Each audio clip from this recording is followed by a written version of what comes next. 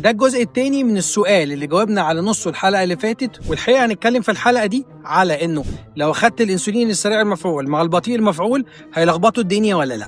لو أخدت الأنسولين بعد الأكل هيكون أصلا سكري عالي في الدم، فاضطر أجري أخد جرعة زيادة عشان أنزل الأنسولين، فده يسبب لي هبوط. ما يفضلش إن إحنا ناخد الأنسولين السريع المفعول مع الأنسولين البطيء المفعول في نفس الوقت. لو السكر بتاعي ماشي بمعدل طبيعي اخد الانسولين السريع من 10 ل 15 دقيقه قبل ما اكل. لو السكر بتاعي عالي يفضل ان انا اخد الانسولين بتاعي من 20 ل 30 دقيقه قبل الاكل.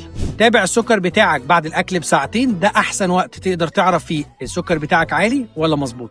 نصايح عامه، يفضل انك تكتب على ورقه او على التليفون بتاعك القراءات والجرعات اللي انت بتاخدها كل يوم. لو لقيت نفسك مهبط من السكر قوي تقريبا يبقى انت بتزود الجرعه اللي قبل الاكل، بس اسال الدكتور الاول. اوعى تغير الجرعه لوحدك لو الدكتور بتاعك كاتب لك الانسولين سريع المفعول والبطيء المفعول.